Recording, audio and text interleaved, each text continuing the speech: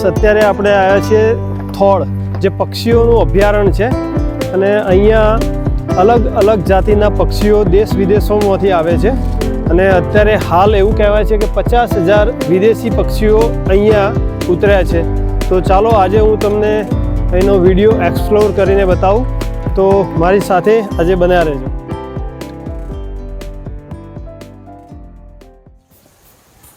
Thol wild life century ગુજરાતનું સ્વર્ગ સમાન એક અનોખું સ્થળ છે.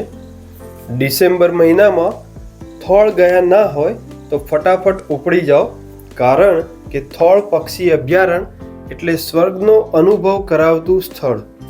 અહીંયા દેશ વિદેશથી પક્ષીઓ હજારો કિલોમીટરનું અંતર કાપી ડિસેમ્બર મહિનામાં આવતા હોય છે. જાણે થોળમાં મોટો મેળાવડો કર્યો ના હોય તેવું દ્રશ્ય ઊભું થાય છે.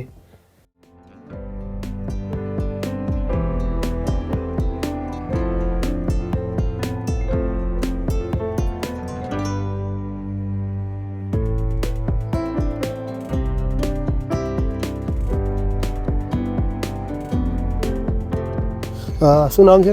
ધવલ મોદી નામ છે. ઓકે ધવલભાઈ, કેવું છે? તમે થોળ વિશેને થોડી માહિતી આપશો?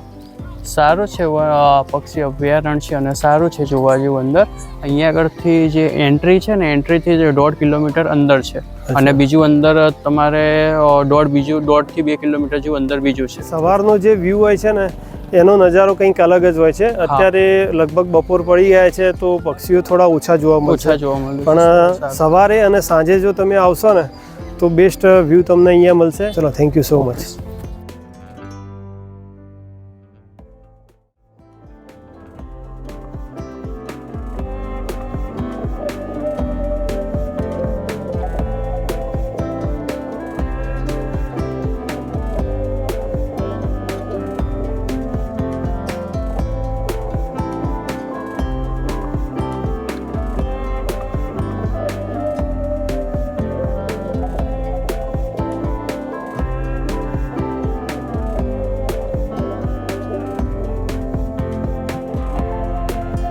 મારી પાછળ તમે જોઈ રહ્યા છો, ત્યાં લગભગ નહીં હોય તો 20 થી 25,000 પક્ષીઓનું ટોળું છે. હવે ત્યાં સુધી જવા માટે કોઈ રસ્તો છે નહીં, પણ અહીંથી હું તમને થોડું બતાવી શકું કે કઈ ટાઈપના પક્ષીઓ છે. અલગ અલગ પ્રજાતિઓના પક્ષીઓ અહીંયા આવતા હોય છે.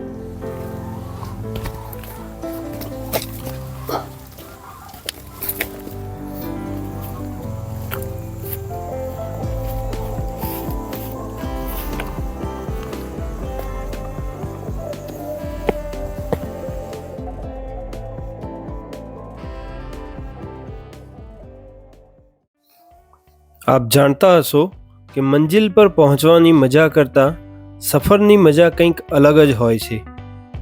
એમ પક્ષીઓનું પણ એવું જ છે. હજારો કિલોમીટરનો સફરનો આનંદ માણતા મંજિલ સુધી પહોંચે છે. થોળનો વિસ્તાર એટલો મોટો છે કે આ તળાવ 700 એકર જમીનમાં ફેલાયેલ છે. થોળ તળાવને 1988માં પક્ષી અભયારણ્ય તરીકે જાહેર કરવામાં આવ્યું હતું.